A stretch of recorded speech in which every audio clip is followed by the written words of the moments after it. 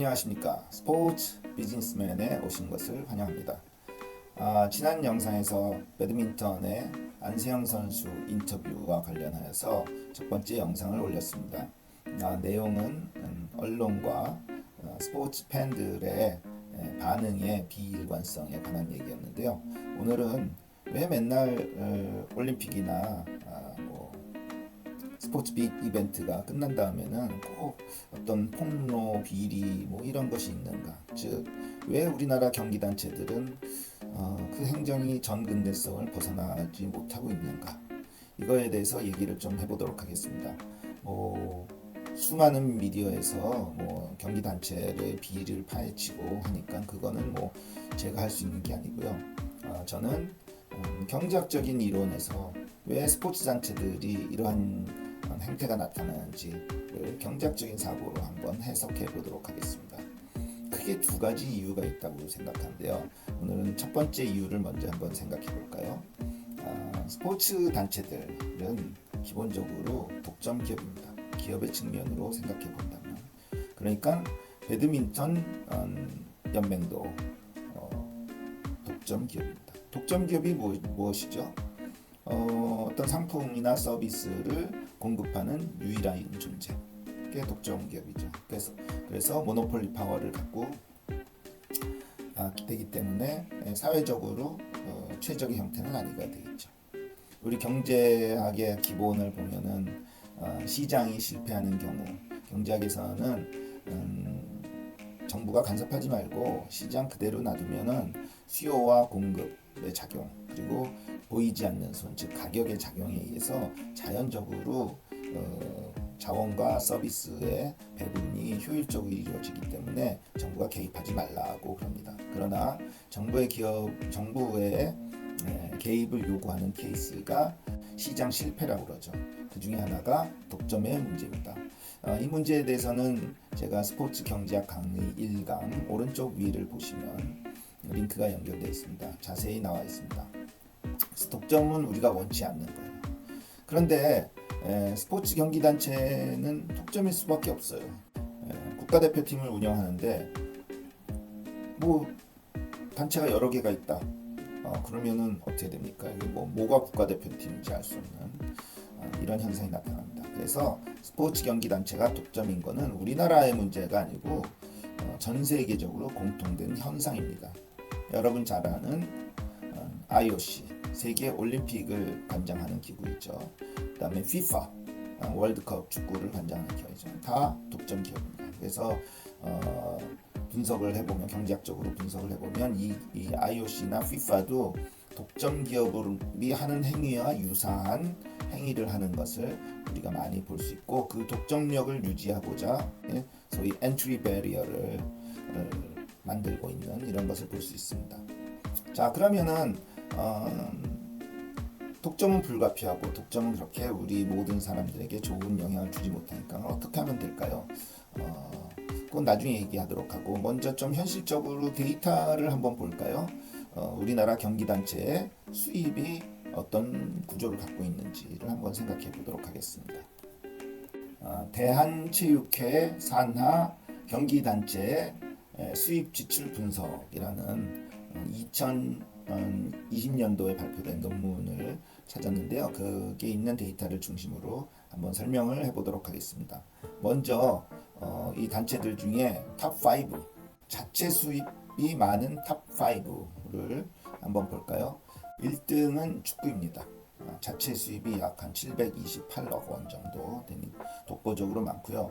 2등이 배구, 3등이 핸드볼, 4등이 빙상. 그리고 배드민턴도 5등이 됐으니까, 물론 축구와 비교해서는 액수가 많이 차이 나지만 그래도 전체 가맹단체 중에서는 5등입니다. 그리고 잘 보시면은 어떤가요?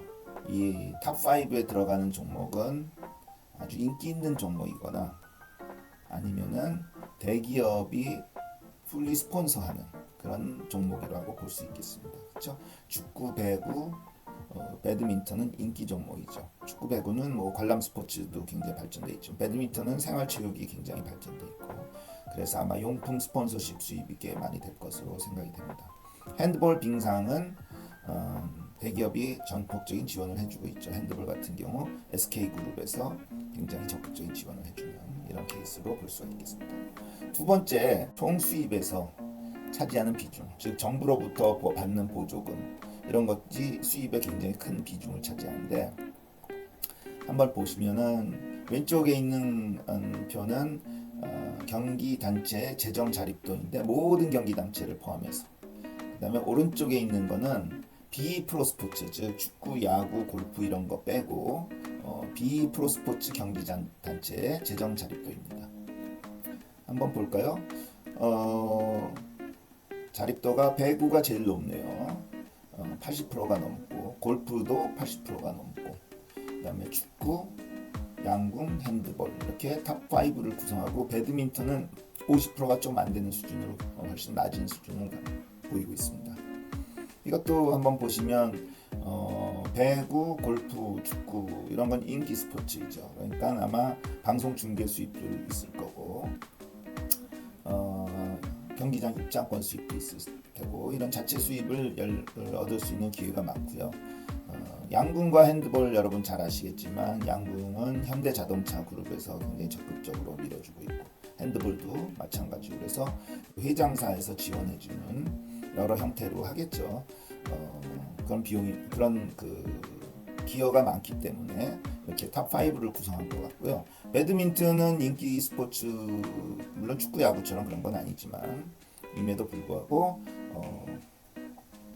자립도가 굉장히 낮습니다. 그 다음에 비프로 스포츠끼리만 한번 비교해봐도 1등 양궁 한 70%가 넘고, 핸드볼, 그 다음에 빙상, 조정, 그 다음에 배드민턴이 5등이 아니고요.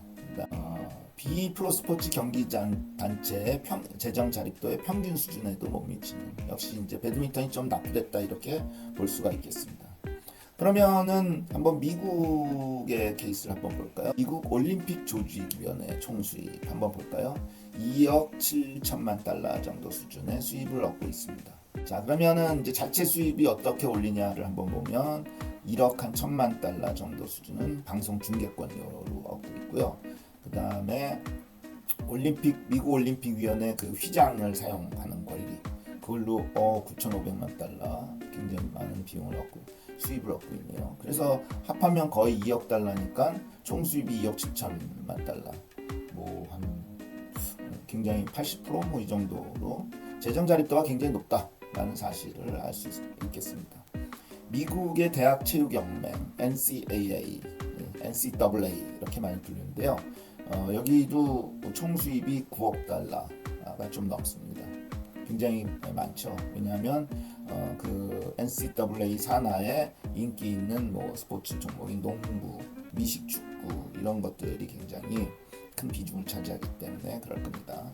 여기서 TV 마케팅 수입만 한 7억 한 7천만 달러, 뭐 거의 대부분을 차지하죠. 그 외 수입까지 하면 자체 수입이 거의 100%다 할 만큼, 이렇게 우리나라 스포츠 단체와 미국의 사례와 이렇게 비교를 해보았을 때, 우리나라 스포츠 단체들은 정부의 지원금, 좀 더 직접적으로 얘기하면 체육진흥공단에 조성된 기금의 지원에 굉장히 많이 의존하고 있고, 그렇기 때문에 자체 어떤 수입을 만들려고자 하는 그런 동기가 굉장히 부족하다 이렇게 볼 수 있겠죠.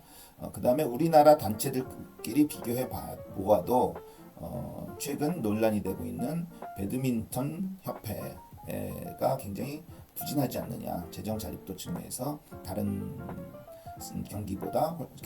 경기단체보다 훨씬 부진한 측면이다, 이런 것을 볼 수 있겠습니다. 이 처음에 했던 얘기로 돌아가면, 스포츠 경기단체는 독점 기업이다. 기업은 아니죠. 이윤을 창출하고 이런 건 아니니까. 그러나 독점 기업과 같은 행동을 한다. 더군다나 기업은 잘 물건을 팔아가지고 수입을 얻어야 되는 거지만, 우리는 그냥 정부의 보조금이 있어요. 그러니까 돈은 들어오는 거고, 그럼 쓰는 것만은 잘 쓰면 되는 거 아니에요. 그렇죠? 그러니까는 이거 뭐 그거에 예를 들어서 장악을 하고 있다.